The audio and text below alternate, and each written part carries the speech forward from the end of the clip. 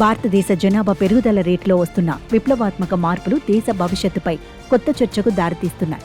Indian Association for the Study of Population తాజాగా వెల్లడించిన గణాంకాల ప్రకారం భారతదేశ జనాభా 2080 నాటికి సుమారు 1.8 నుంచి 1.9 బిలియన్ల మధ్య గరిష్ట స్థాయికి చేరుకుని అక్కడే స్థిరపడే అవకాశాలు స్పష్టంగా కనిపిస్తున్నాయి. ఈ అంచనా దేశ జనాభా 2 బిలియన్ల మార్కును దాటకుండానే నియంత్రణలోకి వస్తుందనే శుభవార్తను సూచిస్తోంది. ఈ జనాభా స్థిరీకరణ వెనుక అత్యంత ముఖ్యమైన కారణం దేశంలో మొత్తం సంతానోత్పత్తి రేటు గణనీయంగా తగ్గడం. టీఎఫ్ఆర్ అనేది ఒక మహిళ తన జీవిత కాలంలో సగటున ఎంతమంది పిల్లలకు జన్మనిస్తుంది అనే దాన్ని సూచిస్తుంది.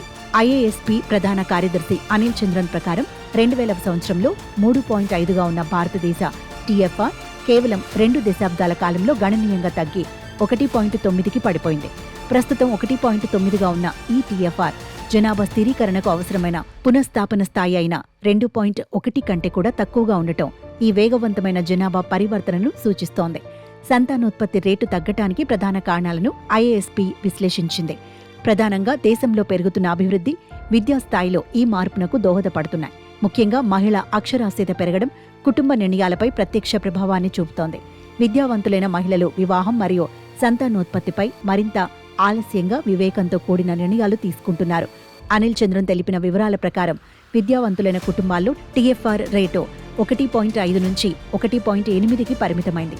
అయితే నిరక్షరాస్యులైన కొందరు మహిళల కుటుంబాలు ఇప్పటికీ 3 లేదా అంతకు మించి సంతానాన్ని కంటున్నారు. జనాభా పెరుగుదల పట్ల ప్రజల్లో పెరిగిన అవగాహన, అలాగే గర్భనిరోధక సాధనాల లభ్యత, విస్తృత వినియోగం జననాల నియంత్రణలో కీలక పాత్ర పోషిస్తున్నాయి. అయితే సంతానోత్పత్తి రేటు క్షీణత దేశవ్యాప్తంగా ఒకే రకంగా లేదు. కొన్ని రాష్ట్రాలు ముందంజలో ఉన్నాయి. ఉదాహరణకు కేరళ రాష్ట్రంలో 1987-89 మధ్యలోనే టీఎఫ్ఆర్ 2.1కి చేరుకోగా ప్రస్తుతం అది మరింత తగ్గి 1.5కి పడిపోయింది. పశ్చిమ బెంగాల్లోనూ టీఎఫ్ఆర్ వేగంగా క్షీణించింది. 2013లో 1.7గా ఉన్న టీఎఫ్ఆర్ 2023 నాటికి 1.3కి పడిపోయి ఇప్పుడు దేశంలోనే అత్యల్ప టీఎఫ్ఆర్ కలిగిన రాష్ట్రాలలో ఒకటిగా నిలిచింది. దీని తర్వాత తమిళనాడు, ఢిల్లీ వంటి రాష్ట్రాలు కూడా అత్యల్ప టీఎఫ్ఆర్ను కలిగి ఉన్నాయి. ఈ గణాంకాలు దేశంలోని దక్షిణాది, కొన్ని ఉత్తర, తూర్పు రాష్ట్రాలు యూరప్ తరహా జనాభా నిర్మాణాన్ని త్వరగా చేరుకుంటున్నాయని సూచిస్తున్నాయి.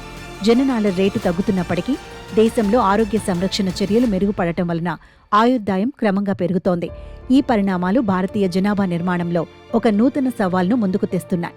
జనాభా స్థిరీకరణ ఆర్థిక వృద్ధికి, వనరుల పంపిణీకి సానుకూల సంకేతమైనప్పటికీ పెరుగుతున్న వృద్ధుల సంఖ్యకు ఆరోగ్య సంరక్షణ, సామాజిక భద్రత, పింఛన్ పథకాలు వంటి వాటిపై ప్రభుత్వం మరింత దృష్టి సారించాల్సిన అవసరం ఉంది. డెమోగ్రాఫిక్ డివిడెండ్ని గరిష్టంగా ఉపయోగించుకునే సమయం ముగిసేలోపు వృద్ధాప్య జనాభా సంరక్షణ కోసం సమర్థవంతమైన విధానాలను రూపొందించడం భవిష్యత్తు ప్రభుత్వాల ముందున్న అతిపెద్ద సవాలు.